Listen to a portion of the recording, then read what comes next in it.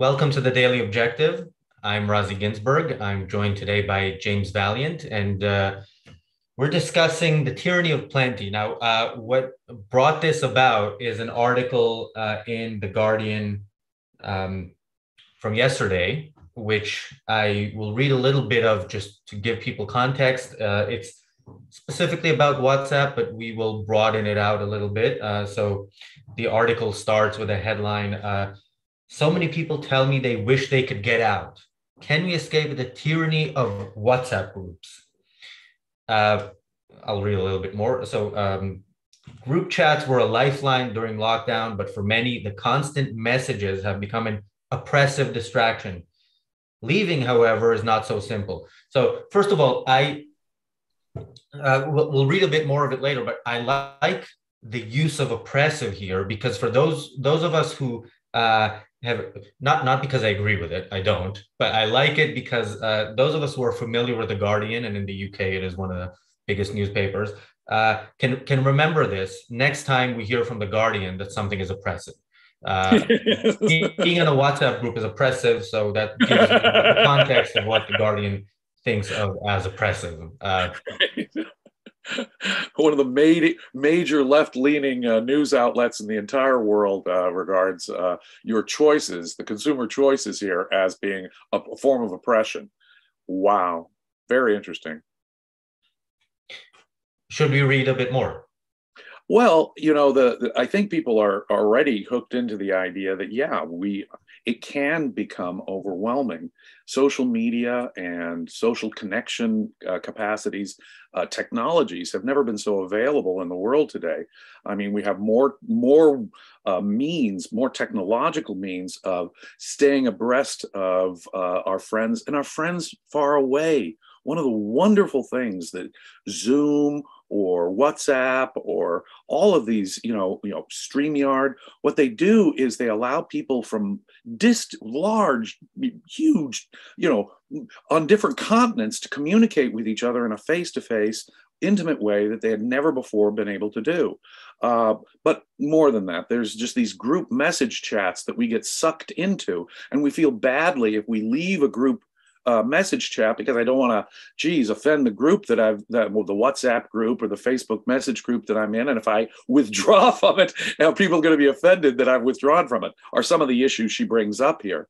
But that's social pressure. I mean, we've always had more choices than we know what to do with. And it's not a function of the internet or the computer era.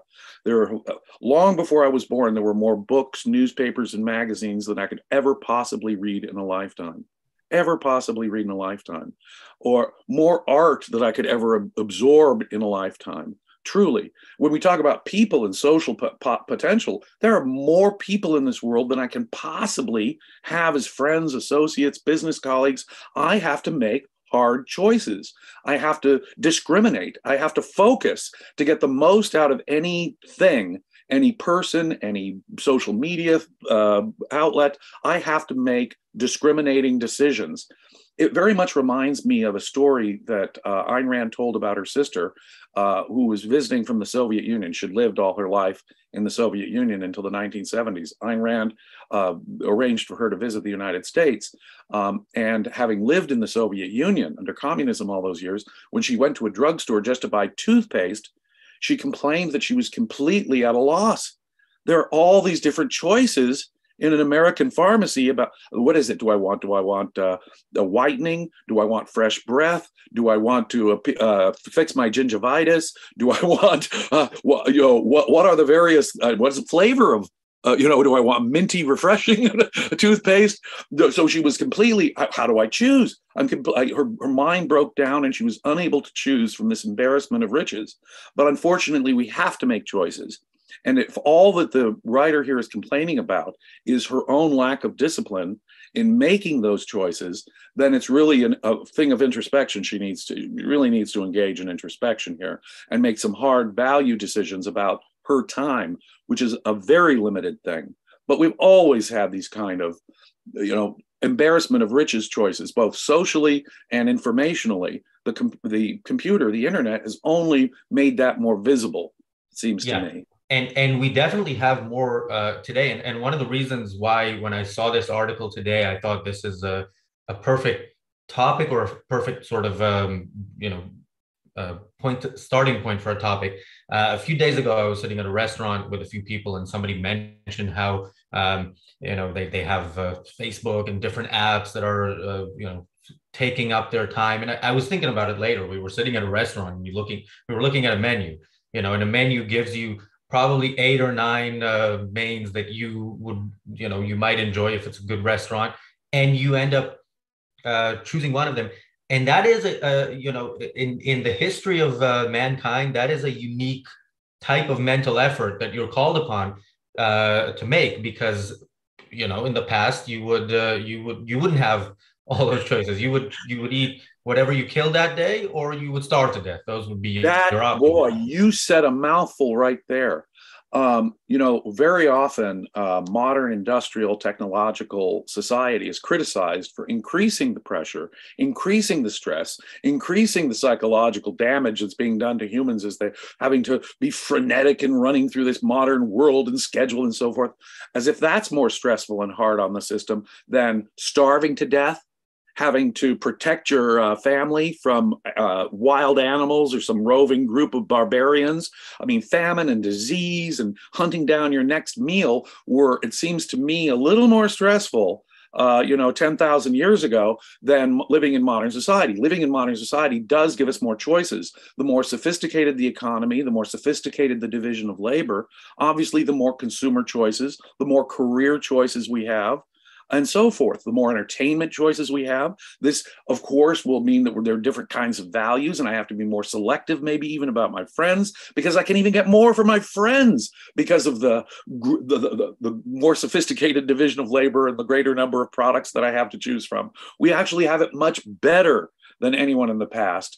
And this embarrassment of choices and riches is actually a demand on us. What we're saying, in effect, is I don't want to have to make these choices. I want the choices to be made for me.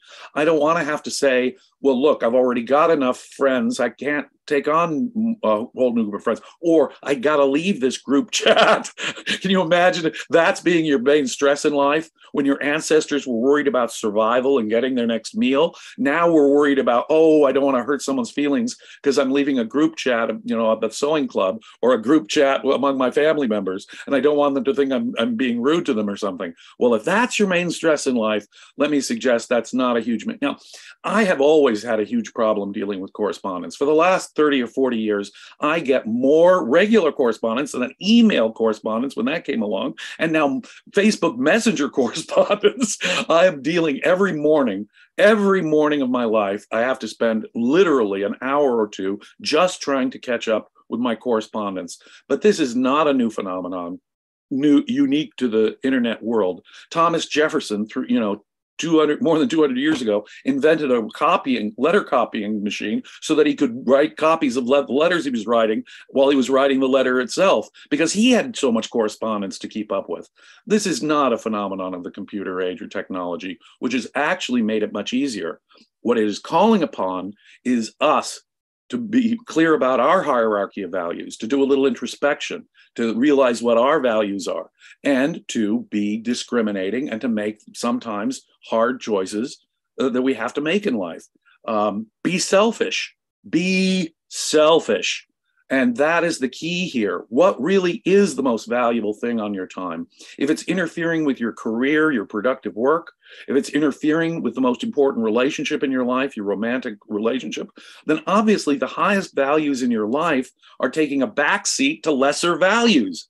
Do not let those lesser values, some social appeasement, and some people, it is social metaphysics. If they offend the group, that's going to be more psychologically damaging to them than anything else.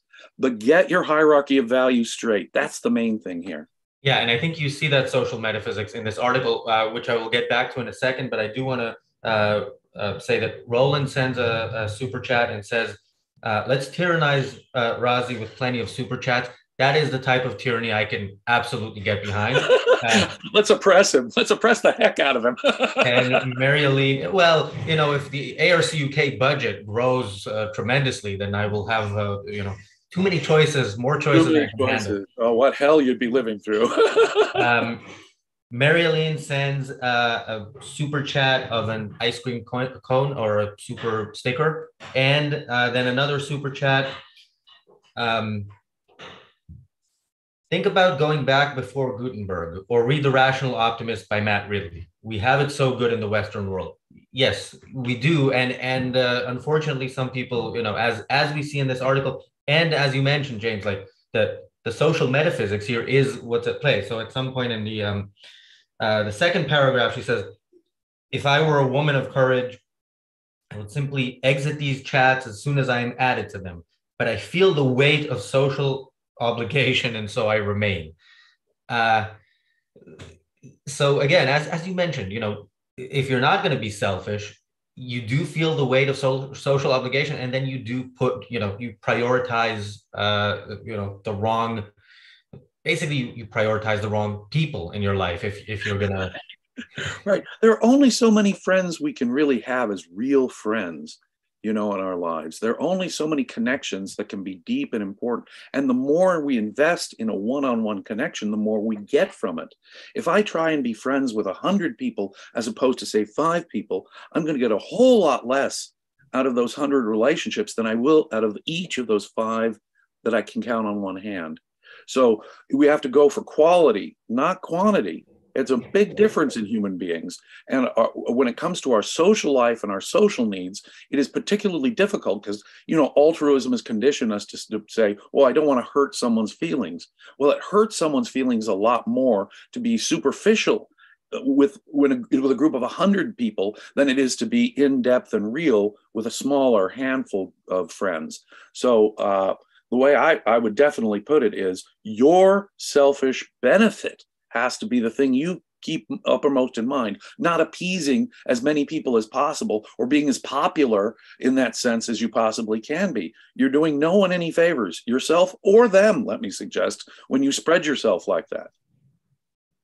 Yeah, and Daniel mentions in the chat, do people know about the mute button?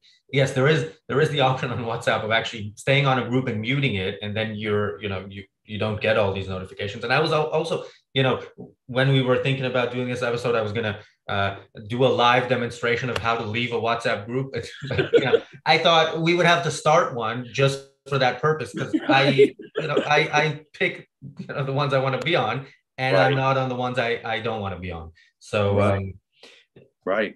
Yeah, and that is basically the best advice that we can give But to in this her author. article, she does notice what's so amazing is that more than one time she feels like, well, I'll be offending this group. I'll be offending my friends or offending my relatives if I leave the group. Well, wait a minute here. Relationships are all really human relationships are never groups. There's no committee relationship. Relationships are one-on-one.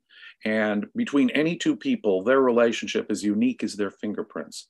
And the idea that this is this group that I have a loyalty is probably what she needs to question. She needs to contact each of these people and say, well, it's no offense against you if they matter to her.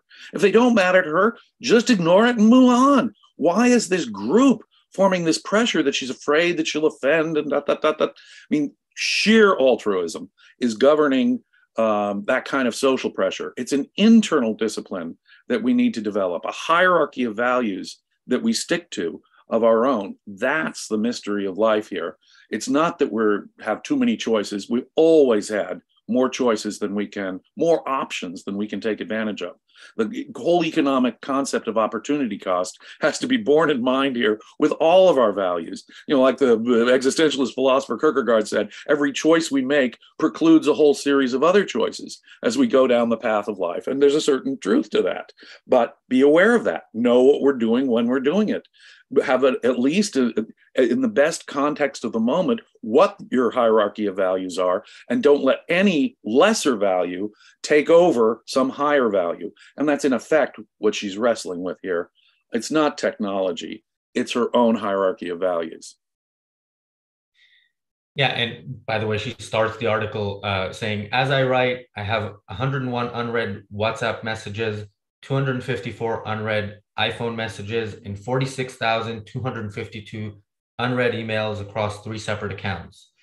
For me, inbox zero is a faraway goal, as unachievable as mastering the perfect cat's eye flick or learning how to cook.